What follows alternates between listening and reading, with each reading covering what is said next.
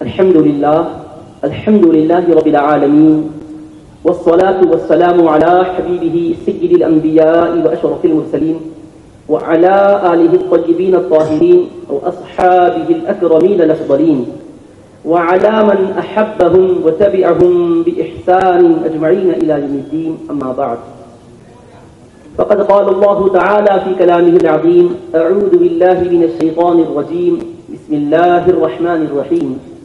يا أيها الذين آمنوا لا تقدموا بين يدي الله ورسوله واتقوا الله إن الله سميع عليم.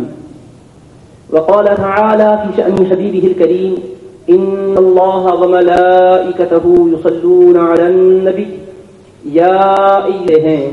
یہ کیف کیوں آج آ رہے ہیں، کچھ ایسا محسوس ہو رہا ہے حضور تشریف لا رہے ہیں. سبحان اللہ. ایسا محسوس ہو رہا ہے حضور تشریف لا رہے ہیں. حبیب داور شفیع محشر غریب پرور کرم کے خوگر. حبیب داور شفیع محشر غریب پرور کرم کے خوگر. کسی کو در پر بلا رہے ہیں، کسی کے خوابوں میں آ رہے ہیں، کسی کو در پر بلا رہے ہیں. حجر کے روپ میں یاقوت کو حجر نہ کہو، حجر کے روپ میں یاقوت کو حجر نہ کہو. بشر کے بھیس میں لا کل بشر کی بات کرو، بشر کے بھیس میں لا کل بشر کی بات کرو. سمجھ سکے نہ جو اسرار ایکم مثلی، سمجھ سکے نہ جو اسرار ایکم مثلی. وہ کم نظر ہے کسی دیدہ-ور کی بات کرو، وہ کم نظر ہے کسی دیدہ-ور کی بات کرو. اللہم صلی علی سیدنا محمد وعلی آلہ وصحبہ افضل صلواتک وعدد معلوماتک وبارک وسلم. رونق اسٹیج قابل سر احترام جانشین حضرت سیدی صدر الشیوخ رئیس المفسرین قدس اللہ سرہ العزیز حضرت مولانا الحاج سید ارشد صاحب قادری رضوی دامت برکاتہ العالیہ، صاحبزادہ حضرت سیدی صدر الشیوخ مولانا سید اطہر صاحب رضوی قادری مدد اللہ العالی، بارگاہ حضرت سیدنا صاحب مدد اللہ العالی، ارادت مند خاص فخر المحدثین سیدی ابو الحسنات حضرت عبداللہ شاہ صاحب قبلہ رحمۃ اللہ تعالی علیہ، محترم المقام فضیلت مآب حضرت مولانا حافظ و قاری الحاج سید امین الدین صاحب نقشبندی قادری مدد اللہ العالی، فاضل گرامی مولانا حافظ محمد حنیف قادری، وہ خطیب ذیشان مولانا غلام دستگیر عمار چشتی، محمد فرید الدین نقشبندی جنرل سیکرٹری ابو الحسنات اسلامک اسپیشل سینٹر، عزیز القدر محمد معین الدین نقشبندی نادم جلسہ، دیگر منتظمین. اللہ تبارک و تعالیٰ کا بے انتہا فضل و کرم ہے کہ اس نے اس بستی میں دوبارہ پیارے حبیب پاک صلی اللہ تعالی علیہ وآلہ وصحبہ وسلم کے ذکر پاک کی مجلس منعقد کرنے کی سعادت اس بستی کے نوجوانوں کو عطا فرمائی، اور یہاں کے بزرگان نے اور ذکر مبارک کے برکتوں سے ہم سب کو یہاں بھی مالا مال فرمائے، اور پھر قبر میں بھی اس ذکر کی برکتوں سے ہمیں سرفراز فرمائے. حشر کے میدان میں بھی اٹھیں تو ہماری زبانوں پر پیارے آقا علیہ الصلوۃ والسلام ہی کے تذکرے ہوں، سرور کونین علیہ السلام کے مقدس حمد کے پرچم تلے ہمارا حشر ہو، اور پیارے حبیب پاک علیہ السلام کی شفاعت ہمارا مقدر ہو. اللہ تبارک و تعالیٰ ساری سعادتیں اور برکتیں ذکر کی جو اس نے رکھی ہے اس میں ہمارا بھی حصہ رکھے. اللہ کے پیارے حبیب پاک علیہ الصلوۃ والسلام کی سچی غلامی ہمیں نصیب فرمائے، اور زندگی میں جب تک ہم اس دنیا میں رہیں زندگی کے ساتھ ایمان اور اسلام کے ساتھ رہیں، اور وقت اخیر آئے تو ایمان پر ہماری موت ہو. یہ اللہ پاک ذکر کی خیرات ہمیں عطا فرمائے. اللہ پاک زیادہ بہتر جانتا ہے ہمارے دلوں میں کیا ارادے ہیں، کیا مقاصد ہیں. یقیناً ظاہری حال تو ہمارا یہی بتا رہا ہے کہ ہم کوئی دنیا کے مقصد کے لیے نہیں آئے ہیں، اللہ اس کے رسول کی رضا و خوشنودی کے لیے آئے ہیں. اور یقیناً اللہ تبارک و تعالیٰ اس راہ میں اٹھائے ہوئے ہر قدم پر بے انتہا اجر و ثواب عطا فرماتا ہے. کہ حضور پاک علیہ السلام فرمائے کن عالما او متعلما او مستمعا او محبا ولا تكن خامسا فتهلك، یا تو تم خود عالم بن جاؤ، یا علم حاصل کرنے والے بن جاؤ، یا علم کی باتوں کو سننے والے بن جاؤ، یا علم سے محبت کرنے والے بن جاؤ۔ پیارے آقا علیہ السلام نے 4 باتیں فرمائی، یا تو خود صاحبان علم بن جاؤ، عالم بن جاؤ، یا پھر علم حاصل کرنے والے رہو، یا علم کی مجلسوں میں غور سے سننے والے بن جاؤ، یا کم از کم علم سے محبت کرنے والے بن جاؤ۔ ولا تکن خامسا، 5ویں نہ بنو، فتہلک، ورنہ برباد ہو جاؤ گے۔ یہ حدیث پاک ہے، حضور پاک علیہ السلام فرمائے، مجموع الزوائد میں حدیث پاک ہے، سرور کائنات علیہ السلام نے فرمایا کہ آدمی 5 قسم کے ہوتے ہیں۔ ایک ہوتا ہے خود پوری محنتیں کر کے علم والا ہو جاتا ہے، علم حاصل کر کے عالم ہو جاتا ہے۔ دوسرا وہ ہوتا ہے جو علم کے حصول میں محنتیں کرتا رہتا ہے۔ تیسرا وہ ہوتا ہے جو سننے کے لیے بیٹھتا ہے۔ چوتھا وہ ہوتا ہے جو علم سے محبت کرتا ہے، اس کو فکر ہوتی ہے کہ علم کی قدردانی کی جائے، علم کو پھیلایا جائے۔ میں وہ کہ عالم تو نہیں بن سکا، مگر کم سے کم ایسا کروں کہ علم کے پیغام کو پھیلانے میں کچھ میرا حصہ رہے۔ یہ ایک خدا ہے۔ اور 5واں جو ان سے نہ ہو، کون 5واں؟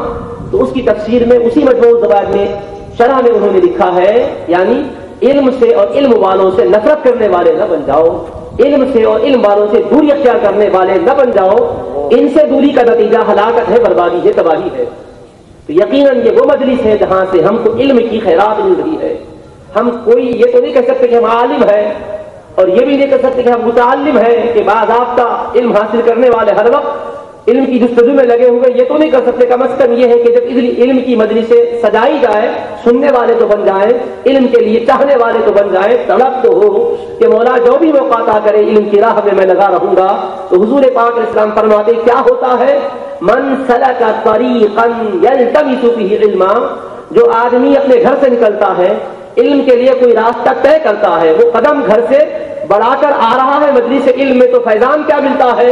وہ چلتے ہوئے کہاں آیا؟ اسی راستے سے آیا جس راستے سے وہ صبح شام چلتا تھا، گزرتا تھا، آتا جاتا تھا۔ لیکن اب آنے کی غرض کوئی دوسرا کام نہیں ہے، سودا سلوک لینا نہیں ہے، کسی سے ملاقات کرنا نہیں ہے، علم کی خیرات لے کر جانا ہے، اپنے ذخیرے معلومات میں اضافہ کر کے جانا ہے۔ اس غرض سے کوئی قدم بڑھاتا ہے، راستہ طے کرتا ہے، راستہ وہی ہے جو صبح شام چلنے کا ہے۔ مطلب حدیث کے الفاظ ہے سہل اللہ لہ طریقا الی الجنہ، خالق کائنات اس کے لیے جنت کے راستے کو آسان فرما دیتا ہے۔ پیارے آقا کی ذکر میں آنے والوں، اپنے گھر سے نکل کر آئے ہو، راستہ وہی ہے جو صبح شام چلتے ہو، لیکن اب علم کی غرض سے آئے ہو، علم کی خیرات کے لیے آئے ہو، تو راستہ یہ ہم نے طے کیا ہے۔ رب کریم کے حبیب کا فیضان تو یہ ہے، خوشخبری دے رہے ہیں کہ میرے علم کو پانے کے لیے آنے والوں، راستہ تمہارا دنیا کا تم طے کیے ہو، اب یہ میرا کرم ہے کہ میرے علم کی خیرات وہ عطا ہوتی ہے کہ جنت کا راستہ تمہارے لیے رب کائنات آسان کر دیتا ہے۔ اللہ اکبر۔ تو اب جو اس راستے سے روک رہا ہے وہ سوچ لے کہ کس سے روک رہا ہے۔ ارے جنت کے راستے سے روکنے والا اچھی آئے، شیطان اور ابلیس سے کون ہوگا؟ تو ہم شیطان نہ بنے، ابلیس نہ بنے، شیطانیت اور ابلیسیت کو اختیار نہ کریں، بلکہ ہماری جستجو یہ ہو کہ خالق کونین ایسا کرم کر دے کہ یہ سال میں ایک بار کیا ہر وقت ہوتا رہے پیارے آقا کا ذکر، بلائیں چلتی رہے، پیارے آقا کی پیاری پیاری باتیں ہمارے کانوں تک پہنچتی رہے۔ یہ نہ سمجھے کہ اس سے نیند جائے گی، ارے کیا پتا یہ کان میں اگر آواز جائے گی تو ہارٹ پیشنٹ کو دل میں بھی خود بتا جائے گی، بیمار بھی کامیاب ہو جائیں گے۔ یہاں کی آواز ہے اللہ کے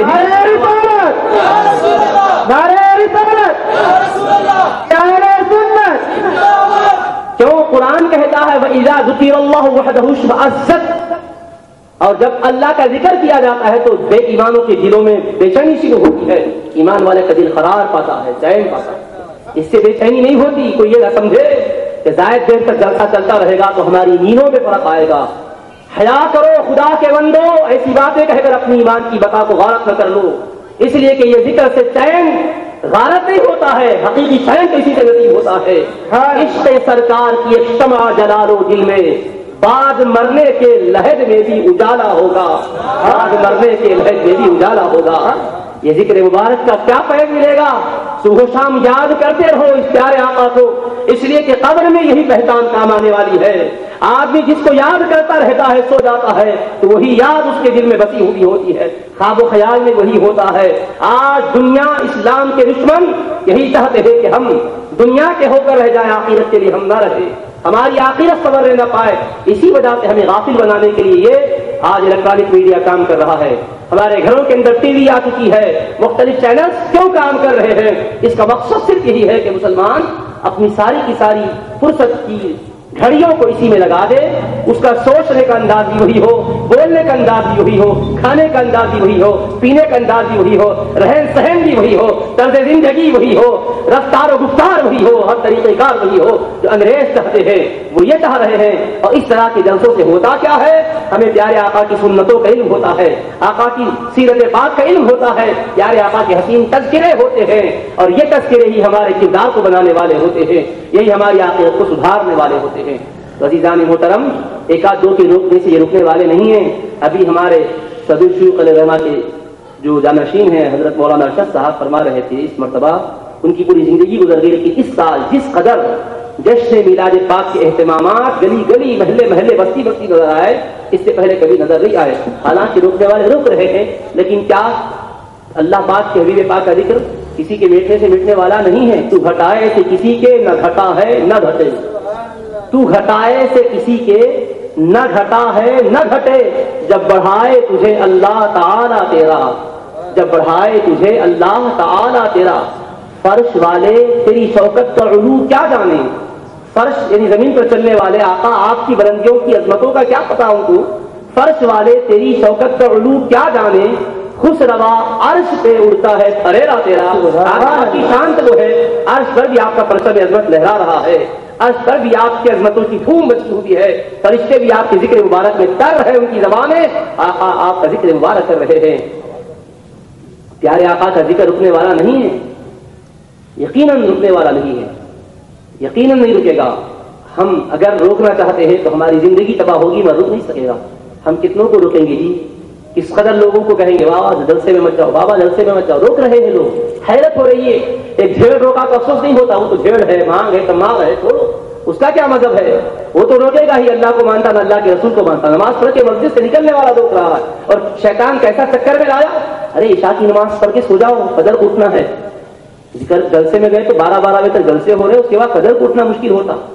اس قدر حسین پیرائے میں روک رہا ہے۔ کبھی یہ نصیحت یہ نہیں کرے بابا محلے میں فلاں کی شادی ہے، جلسے شادی میں مت جاؤ، نہیں معلوم دیر سے آئے تھے، پھر خوب بریانی کھا کے آئے تھے، نیند اچھی گہری لگ جاتی، فجر کو اٹھنا مشکل ہے، مت جاؤ، سادہ سیدھا کھا کے فجر عشاء پڑھتے سو جاؤ۔ جب نہیں بول رہا شیطان، سیاسی جلسہ ہے جب نہیں بول رہے، گلی ہاتھی گراؤنڈ پہ جلسہ تھا، اسلامی انتخابات کا تھا، کس قدر لوگ جمع ہو گئے، کیوں نہیں روکے اس وقت؟ نہ جاؤ بستی والوں، نہ جاؤ، انتخابات سے کیا تعلق، ہم کو تو قرآن حدیث سے تعلق، وہاں نہیں روکیں گے۔ کیوں؟ دنیاوی مقاصد ہے، یہاں کوئی سیاست تو نہیں ہے، ایسا نہیں ہے، مسلمان کا طریقہ نہیں ہوتا۔ جو لوگ اس طرح کی حرکت کیے اللہ کی بارگاہ میں توبہ کریں، ہمارے بولنے پر نہیں، خود غور کر لیں کہ طرز عمل کس کا ہے، خدا کے ذکر سے روکنے والا کون ہوتا؟ قرآن سے پوچھو، ومن اظلم ممن منع مساجد الله ان يذكر فيها اسمه وسعى في خرابها۔ اللہ کے ذکر سے روکنے والا سب سے بڑا ظالم ہوتا ہے، سب سے بڑا ظالم ہوتا ہے، اور ظالم کا انجام کیا ہے؟ وقد خاب من حمل ظلما، جو ظلم کرتا ہے وہ کبھی کامیاب نہیں ہو سکتا، کبھی کامیابی اس کو نہیں مل سکتی، کبھی کامیاب نہیں ہو سکتا۔ ارے ایک بلی پر ظلم کرنے والا کامیاب نہیں ہوا، سرکار فرماتے، بخاری میں حدیث ہے، ایک شخص ایک خاتون کی بلی کو باندھ کے رکھی، سرکار دو عالم علیہ السلام فرماتے ہیں کہ نہ اس کو چارہ دی، نہ غذا دی، نہ چھوڑی کہ وہ کچھ نہ کچھ زمین کے کیڑے مکوڑے کھا کر پیٹ بھر لیتی، نتیجے میں وہ بلی مر گئی بھوکی۔ سرکار فرماتے ہیں کہ وہ جہنم میں چل رہی ہے۔ کیا کیا تھا؟ نماز چھوڑی تھی، روزہ چھوڑی تھی، زکات ترک کی تھی، حج نہیں کی تھی، کیا اس کا گناہ تھا؟ پر میں بس ایک جانور پر اس نے زیادتی کی جس کے نتیجے میں اس کی جان چلے گئی۔ ایک جانور پر ظلم کرنے کا یہ انجام ہے، اور اللہ کے پیارے حبیب پاک کے غلاموں پر ذکر سے روک کر ظلم کرنا اور حوصلوں کو پست کرنا، یاد رکھیں اس سے بڑھ کر کوئی ظلم نہیں ہے۔ دین سے روکنے کے دو طریقے ہیں، دو طریقے۔ ایک تو طریقہ یہ کہ کہنا کہ دین میں داخل نہ ہو، ایک یہ کہ داخل ہو کر اپنی حیت ایسی بنانا کہ اسلامی لبادہ اوڑھ کر کہنا کہ یہ نہ کرو، یہ مت کرو، یہ بدعت وہ بدعت۔ یہ اس سے بڑھ کر بغاوت ہے جو وہ لوگ کر رہے ہیں جو دائرہ اسلام میں داخل نہیں ہوئے۔ ایسا نہیں ہونا چاہیے۔ یقیناً اس انداز کے جلسے آپ یہ کہیں گے کہ اس طریقے سے گلیوں میں اجتماعات صحابہ کرام کے دور میں نہیں ہوتے تھے، بے شک ایسے گلیوں میں نہیں ہوتے تھے، مساجد میں ہوتے تھے اللہ کے پیارے حبیب کی طرف سے، لیکن یہ اس لیے نہیں ہو رہے ہیں کہ مساجد میں حرام یا ناجائز ہے، بلکہ آج ہمارے معاشرت کی خرابیوں کی وجہ سے، تعفن کی وجہ سے فضائیں مسموم ہو گئی ہے، تو یہ جلسے اس لیے ہو رہے کہ زہریلی فضاؤں کا خاتمہ کر دیا جائے۔ جہاں بیماری ہوتی دوا وہی دی جاتی، کوئی کہے کسی کے پیر میں پھوڑا ہو، اگر وہاں کوئی علاج کر رہا ہو تو کوئی بولے میاں پیر بڑا مقدس ہے یا چہرہ، ذرا دوا چہرے کو لگا بولے تو کیا بولیں گے؟ یقیناً چہرہ بہت عظمت والا عضو ہے، چہرے کی شان کیا کہیں، لیکن کانٹا چبھا پیر میں دوا دے چہرے میں تو کیا ہوگا؟ فتنہ جہاں آ رہا وہاں سے دفاع ہونا چاہیے، تو بلائیں وبائیں آ گئی۔ اب دیکھو پہلے ایسے حالات ہے، صحابہ کے زمانے میں سنتے تھے کسی کی بچی پہ اثرات ہوئے، اس کی بچی کو لوگ دیکھنے کو آ رہے ہیں لیکن رشتے نہیں لگ رہے، جو بھی دیکھ رہے مالدار ہے، حسین ہے، جمیل ہے، لیکن ایک آیا توڑ دیا، دوسرا آیا، یہ جھگڑے نہیں تھے نا اس وقت؟ اب کیوں آگے بلائیں شیطانی وبائیں گھس گئی ہے، اور ہمیں بتا دیا گیا ہے سرکار کے ذکر میں، اللہ کے ذکر میں وہ تاثیر ہے کہ بلائیں دور ہو جاتی ہے۔ تو گھر میں مذاق کر دل سے فتویٰ پوچھے، اے دل تو ہی بتا کہ رسول پاک علیہ السلام کے ذکر سے روکنے والا کون ہوگا؟ تو ظاہر سی بات ہے کہ وہی ہوگا جس کو رسول پاک سے محبت نہیں ہے، اور آقا سے محبت نہ ہونا کس کا طریقہ ہے؟ یقیناً وہ غیر اسلامی لوگوں کا طریقہ ہے۔ مومن کا ایمان تو محبت مصطفیٰ کے بغیر آ ہی نہیں سکتا۔ بخاری شریف کی حدیث ہے، لا یؤمن احدکم حتی اکون احب الیہ من والدہ وولدہ والناس اجمعین، تم میں سے کوئی بھی اس وقت تک مومن نہیں ہو سکتا جب تک کہ میری محبت اس کے پاس، اس کی ذات سے، اس کے اولاد سے، اس کے ماں باپ سے اور ساری کائنات سے بڑھ کر نہ ہو۔ تو محبت کے بغیر وہ مومن نہیں ہو سکتا۔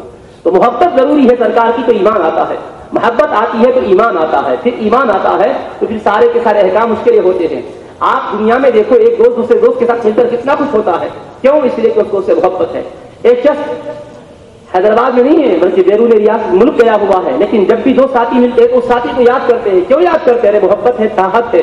گھر کو آ کر پوچھتے ہیں کہ آنٹی کیا حال ہے، بھائی کا فون آیا تھا، کون بھائی، کہاں کی آنٹی؟ حقیقی رشتہ نہیں ہے، کالج کا اسکول کا ساتھی ہے، لیکن دوست ایسے ہیں کہ حقیقی بھائیوں کی جیسی محبت ہو گئی، اسی محبت میں یاد کر رہے ہیں۔ اور ہم نے دیکھا ہے نوجوانوں کو کہ ان کے کسی ساتھی کی شادی ہوتی ہے تو بڑے اہتمام کے ساتھ 3-4 گھنٹے شادی میں شرکت ضروری سمجھتے، ارے آج وہاں آنا ہے، نہیں جی آج میرے بھائی ساتھی کی شادی ہے، شادی تمہاری تو نہیں ہے، شرکت کے حد تک تم کو اتنا ہی رو لگا کرنا جتنا کہ دوسرا کرا، نہیں میرے ساتھی آپ کو نہیں معلوم، تعلقات ہے۔ تو یہ ساتھی تمہارا اسکول کا کتنے سال کا ساتھی، 4 سال 5 سال 10 سال کا ساتھی، اس کی محبت وہ بھی ایک دنیاوی اعتبار سے کر رہے ہو، اس کے لیے 3-4 گھنٹے نظر کر دیے تو کبھی یہ نہیں پوچھے اس وقت کوئی ماں یہ نہیں کہتی بیٹا دوستوں کے ساتھ کیوں پھر رہا ہے، آ جا گھر میں سو جا، اس وقت نہیں بلایا جاتا، جب نکلتا ہے پیارے آقا کے ذکر کے لیے تو بلایا جا رہا، آ جاؤ سو جاؤ، سونے کا وقت ہے۔ نعوذ باللہ من ذالک، یہ کتنی محرومی کی بات ہے۔ آج یہاں روکو، کل محشر میں پتہ چلے گا۔ ارے وہ پیارے حبیب پاک کی صحابیات کا ایمان تو دیکھو، مدینہ منورہ کی سرزمین ہے، ان ماؤں پر ہماری ماؤں کی ساری جانے قربان، ہماری جانے قربان، وہ کیسی مقدس مائیں تھی۔ حضرت نبی پاک علیہ السلام کی طرف سے ایک اطلاع ملتی ہے، سرکار کے بارے میں ایک غلط بات پھیلا دی جاتی ہے کہ سرکار جنگ احد میں شہید ہو گئے۔ جب سرکار کی شہادت کی خبر پھیلا دی گئی، مدینہ منورہ کی خواتین کے کانوں میں آواز آئی، صحابیات گھر کے باہر نکل گئی، تحقیق کرنے کے لیے نکل گئی، کہا احد کی سرزمین، کہا مدینہ منورہ کی آبادی۔ آج تو مصعب کی وجہ سے ایک ہی شہر ہے، مگر اس وقت بالکل شہر کی آبادی کے باہر کہلاتا تھا۔ نکل گئی اور دوڑے احد کی طرف جا رہی ہے۔ کوئی راستے میں مل کر ضعیف آدمی پوچھ کر کہا کہ اللہ پاک آپ کو صبر دے، آپ کے شوہر شہید ہو گئے۔ کہا ٹھیک ہے، بتاؤ میرے آقا کیسے ہے؟ دوسرا راستے میں مل کر کہتا ہے تمہارے والد شہید ہو گئے۔ ٹھیک ہے، انا للہ پڑا، پر میں میرے آقا کے بارے میں بتاؤ۔ پھر دوڑتی دیوانی کی طرح جا رہی ہے۔ ایک مل کر کہتا تمہارے جوان بیٹے شہید ہو گئے، شوہر کی شہادت کی خبر ملتی ہے، جوان بیٹے کی شہادت کی خبر ملتی ہے، حتیٰ کہ والد کی شہادت کی خبر ملتی ہے۔ اے مقدس ماؤں، اپنے بیٹوں کو کتنا چاہتی ہو؟ ہے کسی کا دل ایسا کہ جوان بیٹے کی شہادت کی خبر ملے پھر بھی اس کا قدم بھاگتا تو آگے بڑھ رہا ہو؟ نہیں، قدم رک جاتا ہے، دم گھٹنے کو آتا ہے، بے قرار رونے لگ جاتی ہے۔ بہت ہی صبر کرنے والیوں کے بھی صبر کے پیمانے لبریز ہو کر کھلک جاتے ہیں۔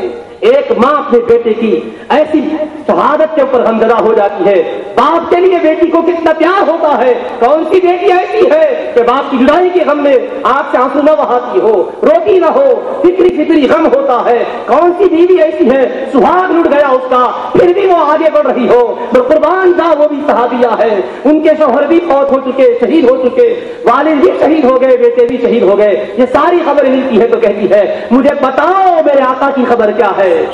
صحابہ کہتے ہیں کہ اے اللہ کی بندی چین سے رہو. پیارے حبیب پاک کے لیے کوئی ایسی خبر جو مشہور کی گئی ویسی نہیں, غلط ہے. پیارے آقا آرام سے ہیں. تو اس کے بعد تو کم سے کم رکنا تھا, نہیں پھر بھاگ رہی ہے, رکتی نہیں ہے. ارونی ہی ارونی, اے میرے صحابہ میرے پیارے آقا کا دیدار مجھے کرا دو. کہاں میرے آقا تشریف فرما ہے, میں ان آنکھوں سے آقا کا چہرہ پر دیکھ لوں گی. صحابہ کرام بتاتے ہیں کہ سرور کون انسان یہاں آرام فرما ہے, یہاں جلوہ فروز ہے. سرکار کی خدمت میں جاتی ہے, نگاہ اٹھاتی ہے, چہرے زیبا کو دیکھتی ہے, وہ رخ انور کو دیکھتی ہے. قرآن جس کے بارے میں فرماتا ہے قد نرا تقلب وجهك في السماء, اے حبیب ہم آپ کے چہرے انور کو بار بار آسمان کی طرف اٹھاتے ہوئے دیکھ رہے ہیں. آپ بار بار اپنا چہرہ آسمان کی طرف جو اٹھا رہے ہیں محبوب, ہم بھی دیکھ رہے ہیں. آپ کے غلام کو چاہتے ہوئے دیکھتے ہیں, وہ غلام ہے لیکن ہم رب ہو کر بھی حبیب آپ کے چہرے کو بار بار دیکھتے ہیں کہ کس محبت سے آپ اٹھا رہے ہیں. اللہ اکبر, اللہ اکبر, یا رسول اللہ. حبیب پاک علیہ السلام کا چہرے عظمت والا چہرہ, وہ رخ زیبا, وہ چہرے اطہر. رب کریم فرماتا ہے ہم بارہا آپ کے چہرے اندر کا اٹھنا دیکھ رہے ہیں. آپ کا چہرہ بار بار اٹھ رہا ہے حبیب. ہمیں اتنا پیار آتا ہے کہ سرکار نماز پڑھا رہے ہیں مسجد شریف میں, اور 4 رکعت والی نماز کی 2 رکعت پڑھا چکے ہیں, مگر حبیب پاک کے قلب میں ایک تمنا تھی کہ اے اللہ بجائے بیت المقدس کے تو کعبے کو قبلہ بنا دے. یہ تمنا تھی, زبان سے دعا نہیں فرمائی. اس تمنا کو دل میں لے کر سرکار نے چہرے انور کو آسمان کی طرف اٹھایا. نماز کی حالت میں آقا کا چہرہ اللہ کی طرف سے کیا پیغام آتا ہے اس کے انتظار میں اٹھ گیا, شوق وحی میں اٹھ گیا. نماز کی حالت میں چہرے انور جب اٹھا تو رب کریم نے اسی وقت جبریل امین کو اتار دیا. جبریل سدرہ پر اب تمہارا مقام نہیں ہے, زمین پر اترو اور میرے پیغام کو لے کر میرے حبیب کے پاس پہنچو. جبریل امین آ گئے, 2 رکعت نماز سرکار پڑھا چکے, 2 رکعت بیت المقدس کی طرف رخ کر کے پڑھائے. اب اس کے بعد اللہ نے اتنا بھی نہیں کیا کہ حبیب کی 4 رکعت تو پوری ہو جانے دو, کمپلیٹ نماز ہونے کے بعد احکام دیں گے, نہیں. اسی عالم میں فرمایا کیوں حبیب کا چہرہ اٹھ جائے اور قبلہ نہ بدل جائے یہ ممکن نہیں ہے. یہ کسی اور کا نہیں, میرے پیارے کا چہرہ ہے, اور میں نے بنایا ایسا ہے کہ ایسی کائنات میں کسی ہستی کو پیدا کرنے والا نہیں ہوں, بے مثال بنایا ہوں. بنانے والے کو اپنے مخلوق پر ناز ہے, چاہنے والے کو اپنے محبوب پر ناز ہے. رب کریم نے فرمایا جبریل جاؤ. جبریل علیہ السلام زمین پر آ گئے اور سرکار کی بارگاہ میں پہنچ گئے. حالت نماز میں وہی آ رہی ہے. جبریل نے یہ آیت کی تلاوت کر دی, قد نرا تقلب وجهك في السماء فلنولينك قبلة ترضاها. اے حبیب ہم آپ کے چہرے انور کی بار بار آسمان کے اٹھنے کو دیکھ رہے ہیں. ہم آپ کو اب اس قبلے کی طرف مڑنے کے لیے فرماتے ہیں, اس قبلے کی طرف رخ کر لینے کے لیے فرماتے ہیں. ترضاها حبیب جس کو آپ پسند فرماتے ہیں, جو آپ کی مرضی ہے وہی ہمارا حکم ہے. ہمیں کعبے سے قبلہ بنانے میں ہماری کیا غرض ہے حبیب؟ چاہے رخ بیت المقدس کی طرف ہو, چاہے رخ کعبے کی طرف ہو, ہمارے جلوے تو ہر طرف ہے. اینما تولوا فثم وجہ اللہ. قاعدہ بتا دیا, یہ نہ سمجھنا کہ کعبے ہی میں جلوے ہیں, یہ نہ سمجھنا کہ بیت المقدس ہی میں جلوے ہیں.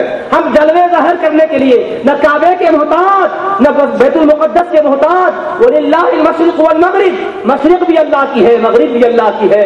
چاہے تو شرق میں ظاہر کر دے, چاہے تو غرب میں ظاہر کر دے, چاہے شمال میں چاہے جنوب میں, جہاں چاہے اپنا جلوہ ظاہر کر دے, جہاں چاہے انوار کا مرکز اس کو بنا ڈالے. مگر فرمایا میرے محبوب جب آپ کا چہرے انور اٹھ گیا تو حکم آ جاتا ہے, بس آپ جو کعبے کو پسند کرتے ہیں کہ وہ قبلہ بن جائے, بس وہی آپ سے قبلہ ہے. سرکار اسی وقت پھر 2 رکعت پلٹ کر قبلے کی طرف کعبے کی طرف رخ کر کے پڑھاتے ہیں. اس لیے مدینہ منورہ کی زیارت کرنے والوں کو یہ شرف ملا ہے. سرکار کے روضہ اثر کی زیارت کے لیے جو آتے ہیں مدینہ پاک, انہوں نے وہ مسجد کی بھی زیارت کی ہے جس کو مسجد قبلتین کہتے ہیں. شیطان جو بولا وہ نمازی کھایا نہیں تھا, سجدہ کرنے والا کھایا نہیں تھا, بے شمار سجدے کرنے والا تھا. اے اللہ میں آدم سے بہتر ہوں کیونکہ مجھے تو نے آگ سے بنایا, آدم کو مٹی سے بنایا. تو ان دلیل بھی دیا, بات تو اپنی جگہ ٹھیک ہے, آدم مٹی سے بنے یہ بھی صحیح, اور وہ آگ سے بنا یہ بھی صحیح, اور مٹی نیچے رہتی ہے یہ بھی صحیح, آگ اوپر رہتی ہے یہ بھی صحیح. مگر نتیجہ کیا نکلا؟ میں ان سے بہتر ہوں جو بولا یہ صحیح نہیں. تکبر کیا, غرور کیا. کس کے سامنے؟ اللہ کے پیغمبر کے سامنے. آدم کے پتلے کو دیکھا, رب نے کیا کہا؟ ارے آدم میں نے میرے پیارے حبیب کے نور کو رکھا ہے، اس کی شاد کے لیے تو آدم کے سامنے جھک جا۔ فرشتے جھک گئے، ابلیس اکڑ گیا۔ تو فرشتے جھک گئے، وہ اکڑ گیا، تو کیا مطلب؟ فرشتے پورے کے پورے سارے جھک گئے، ان اکڑ گیا، رک گیا۔ اگر وہ جماعت کے ساتھ شریک ہو جاتا تو اس کا بھی انجام اچھا ہوتا۔ فرشتے نیک تھے اور نیکوں سے کٹ گیا۔ نیکوں سے کٹنے کا نتیجہ کیا نکلا؟ سب سے ہٹ کے الگ اپنی دیوی عید کی مسجد بنانے کی فکر مت کرو۔ ساری دنیا پیارے آقا کا نام لے رہی ہے، ہر جگہ پیارے آقا کا ذکر ہو رہا ہے، جہاں دیکھو آقا کی عظمتوں کے ترانے پڑے جا رہے ہیں، مصطفیٰ کی نعتوں کو پیش کیا جا رہا ہے۔ آج میڈیا کے ذریعے سے پوری دنیا کی خبریں آپ تک پہنچتی ہے، ہر چیز نمایاں ہے۔ میلا ربیع الاول کا مہینہ آیا، دھوم دھوم مچی ہوئی ہے، پیارے آقا کے چاہنے والے آقا کی یاد کی مجلسیں سجا رہے ہیں۔ جیسے انتخابات میں الیکشن کے لیے قائدین، دنیا کی سیاست کے ماہرین اپنے اپنے ہم خیال بنانے کے لیے جلسے مناتے ہیں، تو اس وقت اعتراض نہیں ہوتا۔ میلاد پر اعتراض کرنے والوں سن لو، یہ پیارے آقا کی محبت میں کر رہے ہیں۔ کسی بھی جماعت سیاسی پارٹی کے ماننے والوں سے پوچھو کہ بار بار تم اسی انداز کی تقریر کو سننے وہاں بھی جاتے یہاں بھی جاتے کیوں؟ کہیں گے کیوں جماعت میں رکھنا ڈال رہے ہو؟ تقریر وہی ہوگی مگر ہمارے قائد ہے، لیڈر ہے، ہم اپنے نیتاؤں کی سننے جاتے ہیں، لیڈروں کی سننے جاتے ہیں۔ ارے عنوان کچھ بھی ہوگا ہمارا ہے، اس کی بات ہمیں پیاری ہے۔ اب سن لو جوانوں، جو جس کو چاہتا ہے اس کی بات پیاری لگتی ہے، جس کو تم چاہتے ہو اس کے پیچھے جاتے ہو۔ ساری دنیا بھکاری ہے مصطفیٰ کے در کی، رب کائنات کے حبیب کو سارے نبیوں کا سردار بنایا ہے۔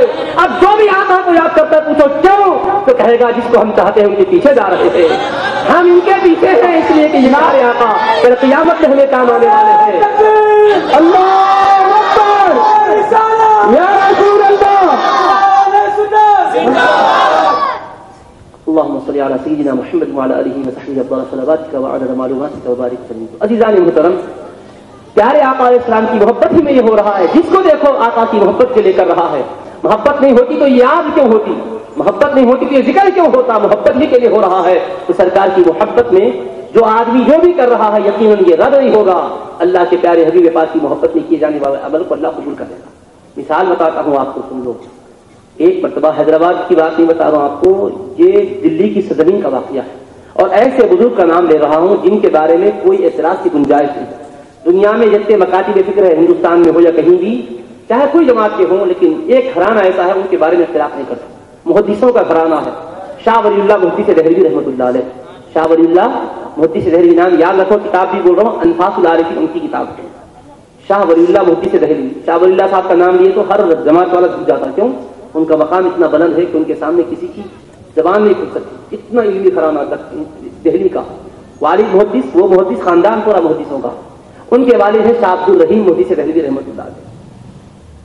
ان کا طریقہ تھا کہ ہر ربیع الاول کے مہینے میں 12 تاریخ کو سرکار کی میلاد پاک کا اہتمام کرتے اور ذکر پاک کرتے، اور حاضرین میں جو اپنے پاس ہوتا کھانا وانا پکا کے کھلاتے، تقسیم کرتے۔ ایک سال ایسا ہو گیا کہ قحط کا دور تھا، لیکن انہوں نے سوچا کہ چلو 12 ربیع الاول کا موقع ہے، جلسہ تو کر لیا، ذکر پاک کر لیا، لیکن سرکار کی بارگاہ اقدس میں ہدیہ کرنے کے لیے دیکھا، گھر میں سے پوچھا اہلیہ سے کیا ہے، کہنے لگی کچھ تو نہیں ہے، کچھ بھنے ہوئے چنے ہیں، اس کے سوا کچھ نہیں ہے۔ آنکھوں میں آنسو آ گئے۔ میرے پیارے آقا کی میلاد کی خوشی میں مجھے کوئی زیادہ اہتمام کرنے کا تو موقع نہیں مل رہا ہے۔ خیر چلو، جو بھی ہے غریب کے پاس اپنی حیثیت سے پیش کرنا ہے، فوراً اسی بھنے ہوئے چنوں کو رکھ دیا، اس پر فاتحہ خوانی کر لی، سرکار کی بارگاہ میں پیش کر دیا، تحفہ سرکار دو عالم علیہ السلام کے لیے ہدیہ کر دیا۔ اور فاتحہ کی بات ہے تو یاد رکھ لیجیے، ضمنی طور پر کہہ رہا ہوں، بعض گوشوں سے شاید یہ آواز اٹھے کہ یہ فاتحہ تو بدعت ہے، مگر نہیں ہے، فاتحہ بدعت نہیں ہے، بریانی بدعت ہے، مرغ کا جو پکوان ہوتا ہے یہ بدعت ہے، حریث بدعت ہے، حریث سنت نہیں ہے۔ میں لکھ دے پوری ذمہ داری سے بولو، اگر کوئی قرآن و حدیث سے حریث کو ثابت کر دے، بخاری مسلم سے ثابت کر دے، صحابہ سے ثابت کر دے، تو پھر ہم سنیں گے کہ کیا دلیل لاتا ہے۔ سب بریانی کھانا بدعت، اور چکن 65 بدعت، یہ برگر ساری چیزیں بدعت ہے۔ جو بھی آپ کے پکوان ہیں سارے بدعت ہے، کیونکہ یہ قسم کے پکوان صحابہ کے زمانے میں نہیں تھے، اس طرح کے مسالوں سے دعوتیں نہیں ہوا کرتی، یہ شادی کے جو اہتمامات ہو رہے نہیں ہوتے، تو یہ بدعت ہے۔ البتہ فاتحہ بدعت نہیں ہے، قرآن کی صورت ہے، ہر نماز کی ہر رات رکعتیں پڑھتے ہیں، تو فاتحہ بدعت نہیں ہے، قرآن کی صورت ہے، قل واللہ کا صورت قرآن کی صورت ہے۔ درود پاک پڑھنا یہ قرآن کریم کے حکم کی تعمیل اللہ نے فرمایا، اور یہ وہ درود ہے جو ہم نماز میں پڑھتے ہیں، تو نماز کا ذکر ہے، حتیٰ کہ جنازے کی نماز پڑھتے ہیں جنازے کی نماز میں قرآن پڑھنا نہیں ہے، رکوع سجدہ نہیں ہے، اور اس میں پیارے آقا کا درود ضروری ہے۔ فرمایا حبیب پاک علیہ السلام آپ کا درود ہر عبادت میں شامل رکھتا ہوں، میری تلاوت نہیں ہے کچھ نہ ہو، تلاوت نہ ہو، سجدہ نہ ہو، رکوع نہ ہو، نماز جنازہ میں نہ رکوع رکھا نہ سجدہ رکھا، مگر آپ کا درود ضروری ہے، اس میں پڑھنا ہے، وہ پیارے آقا کا درود ہے۔ تو بدعت کیا ہے بولو؟ سورہ فاتحہ بھی قرآن کی سورت، قل هو اللہ احد قرآن کا سورہ، درود تو نماز میں پڑھتے، بدعت تو نماز تو بدعت نہیں ہے، وہ تو سرکار کے زمانے سے چلی آ رہی ہے، تو بدعتی تو نہیں بول سکتے۔ تو نماز میں کرنے کے کام اگر کھانے پر کر دیے تو بدعت نہیں ہوئی، کھانا جو بدعت تھا وہ برکت والا بن گیا، کھانا بدعت ہے، وہ چاہے وہ اپنے پیسوں سے خریدا ہو یا چوری کے ذریعے سے لایا گیا۔ الغرض یہ بدعت نہیں ہے، یہ سرکار دو عالم السلام کی سنت ہے۔ کہاں ہے؟ بخاری شریف کی حدیث ہے، اس کی برکت کیا ہوتی یہ بھی سن لو۔ نہیں سمجھ میں آتا، کھانا کھا کے لوگ شک و شبے میں پڑ جاتے، کوئی کبھی ایسا اختلاف نہیں کرتے تھے لوگ، قرآن کا سورہ آیا تو زبانیں بند ہو جاتی تھی، سر جھک جاتا تھا، مگر ایسے سر آ رہے ہیں کہ قرآن کے سوروں کو بھی بدعت کہنے لگ گئے ہیں، زبانیں ایسی بے باک ہو گئی ہے، ٹی وی بدعت نظر نہیں آ رہی ہے، پیر بشیٹ کی بدعت نظر نہیں آ رہی ہے، ٹائی کی بدعت نظر نہیں آ رہی ہے، کھلے سر رہنا یہ بدعت ہے نظر نہیں آ رہا ہے، یہ لائٹ بدعت ہے نظر نہیں آ رہا ہے، عالیشان مکانات بدعت ہے یہ نظر نہیں آ رہا ہے، یہ اعلیٰ درجے کی زندگی کے طور طریق بدعت ہے، کار اور موٹر بدعت ہے، ہوائی جہاز بدعت ہے یہ نظر نہیں آ رہا ہے، یہ ساری بدعتیں زندگی کا حصہ بن گئی ہے، لیکن قرآن کی صورتیں ملا کر پڑھ لی گئی تو یہی ایسی بدعت ہے کہ یہ نام لیتے ہی بھاگنے لگ رہے ہیں، جیسے شاٹ لگا تو دور ہوتے نا ویسا دور ہو جا رہے بعض لوگ، تو ایسا نہیں ہے دوستو، یاد رکھو اللہ کے کلام کی برکت سے بڑا فیض آتا ہے، کھانے میں بڑی تاثیر پیدا ہوتی ہے۔ حدیث سناتا ہوں مسلم شریف کی، پیارے آقا علیہ السلام تشریف فرما ہے، صحابہ کرام موجود ہیں، حضور علیہ السلام نے اچانک کھانے کے درمیان مسکرایا، سرکار مسکرا دیے تو صحابہ کی عادت تھی کہ ہر بات اپنے آقا سے پوچھتے تھے، یا رسول اللہ آپ کے مسکرانے کا سبب کیا ہے؟ سرکار دو عالم السلام نے فرمایا، میرے صحابہ سنو، کیا شان والے حبیب پاک ہے، دیکھو سارے نبیوں کے سردار ہیں مگر صحابہ میں ایسے رہتے ہیں کہ مسکرانے پر بھی صحابہ پوچھے تو جواب دیتے، اور صحابہ کا بھی کیا طریقہ تھا، ہر بات آقا کی پوچھیں گے تو قیامت تک آنے والوں کو معلوم ہوگی، کیونکہ آقا کی ہر امت کے لیے رہبری ہے، آقا کا نماز پڑھنا ہی رہبری نہیں ہے، مسکرانا بھی رہبری ہے۔ مسکرا دیے تو پوچھا میرے آقا دوران کھانا مسکرانے کی عادت کریمہ نہ تھی، آج آپ مسکرائے کیا سبب ہے؟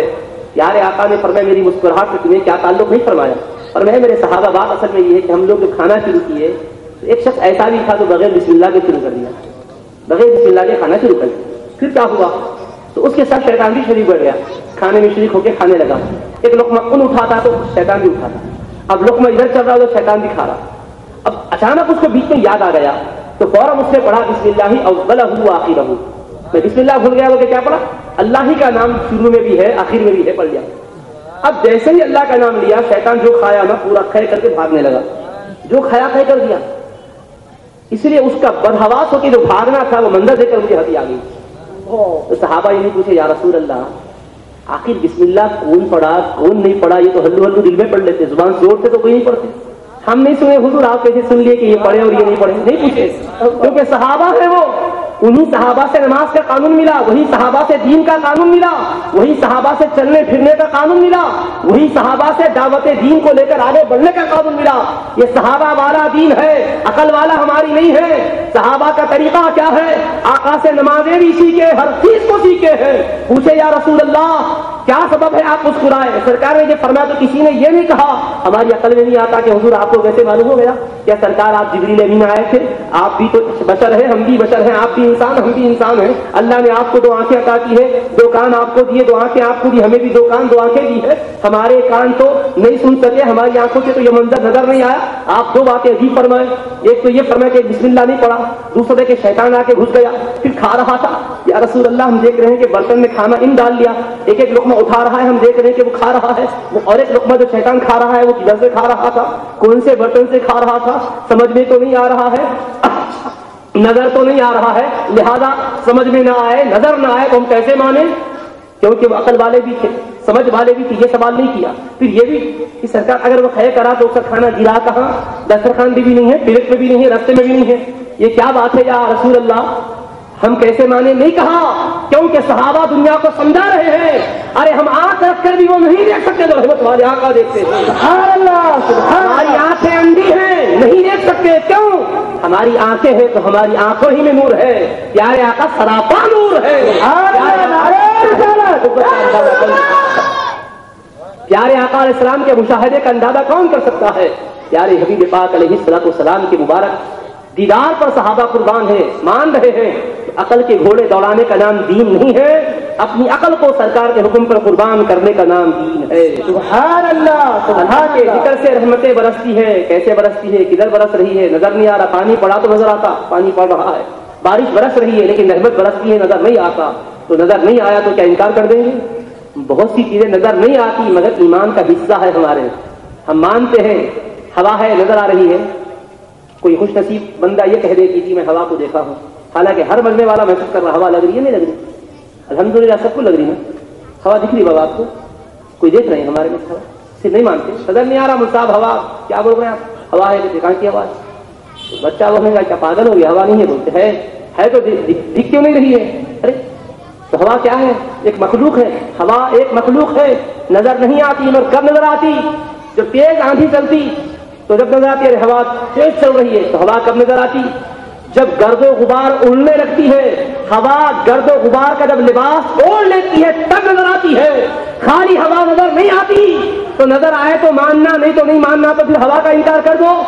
دنیا کہے گی کیا دن نادان کو بے وقوف کو کہے گی. تو مطلب کیا؟ اللہ نے بعض چیزوں کو ایسے رکھا ہے کہ نظر تو نہیں آتی مگر ماننا پڑتا ہے، محسوس ہوتی ہے. ہر چیز نظر سے تعلق رکھتی نہیں ہے. تو صحابہ کی وہ نظریں تھی کہ سرکار کی نظر پر قربان کرتے تھے. آقا علیہ السلام کے نظر ہو چکے تھے تو کسی نے اعتراض نہیں کیا. تو لہذا اعتراض نہیں کرنا سنت صحابہ ہے. اور میری عقل میں یہ آتا ہے یوں ہونا چاہیے بولنا یہ بدعت ہے. یہ سب سے بڑی بدعت ہے جو دین کو نقصان پہنچا رہی ہے. کیا مطلب؟ کوئی حدیث ہے پر میری عقل میں نہیں آتا یہ کیسے ہوتا بولے تو کیا مطلب؟ یہ بدعت ہے اور ایسی بدعت سے بچنا چاہیے. صحابہ کی سنت کیا ہے؟ حدیث کے سامنے سر جھکا دو، عقل میں آئے یا نہ آئے مان لو، اسی کا نام دین ہے. تو اس میں کیا معلوم ہوا ہمیں؟ سرکار نے بتایا کہ بسم اللہ وہ ہے کہ پڑھنے تو کھانے میں شیطان شریک نہیں ہوتا، نہیں پڑھ لیے تو شیطان شریک ہو جاتا ہے. تو اب ہمارے بزرگوں نے دیکھا خالی بسم اللہ کا یہ فیض ہے کہ بسم اللہ پڑھنے سے شیطان بھاگتا ہے، اور بسم اللہ اگر نہیں پڑھتے ہیں تو آ جاتا ہے. تو پہلے سے مسلمانوں کے روزگار بھی کیسے ہیں؟ بڑی مشکل سے دنیا کے مقابل میں روزگار میں ہم پیچھے، معاش میں ہم پیچھے، وسائل زندگی میں ہم پیچھے، دیگر اقوام آگے آگے ہیں. یہ اللہ پاک کی ایک آزمائش ہے. ان کو دنیا سے خوب نواز دیا. کہیں یہ نہ سمجھنا کہ دنیا کی دولت کو دیکھ کر اللہ ان سے خوش ہے. نہیں، اللہ دنیا اس کو بھی دیتا ہے جس سے خوش ہوتا ہے، اس کو بھی دیتا ہے جس سے ناراض ہوتا ہے، مگر دین اسی کو دیتا ہے جس سے خوش ہوتا ہے، پسند کرتا ہے. تو دنیا کی نعمتوں کو کسی کے پاس دیکھ کر دھوکے میں نہیں آنا چاہیے. لیکن اب ہمارے پاس دیکھا کہ ادھر کیا ہے؟ کمانے والے کون ہیں؟ بابا بھی کما رہا، بیٹا بھی کما رہا، بیوی بھی کما رہی، بیٹی بھی کما رہی. کیونکہ دیگر مذاہب میں ہر کوئی محنت کر رہا ہے اور مسلم گھرانوں میں محنت کرنے والا ایک ہے. والد بزرگوار بھی کھا رہے ہیں، دادا جان بھی کھا رہے ہیں، دادی ماں بھی کھا رہے ہیں، نانی ماں بھی کھا رہے ہیں. سارے کے سارے گھر کی ذمہ داریاں ہیں، کمانے والا ایک ہے. تو ہم بزرگوں نے سوچا کہ ایک کمانے والا سارے کھانے والے، تو سب کے لیے اس کے رزق میں برکت ہونا چاہیے ورنہ پریشان ہوگا بیچارہ. تو لہذا آسان طریقہ یہ ہے کہ کھانے پر اللہ کا نام لے لیا کرو. بسم اللہ پڑھو گے تو شیطان نہیں آئے گا، اور پورا سورہ پڑھ دو گے تو شیطان کی طرف سے کوئی شر آنے نہیں پائے گا، اور کھانا بڑا برکت والا بن جائے گا، بڑی لذت آئے گی، بڑا ٹیسٹ اور مزہ آئے گا. اب یہ طریقہ جو ہے کیا واقعیتاً یہ بدعت ہے؟ تو آؤ سرکار کی بارگاہ میں چلیں.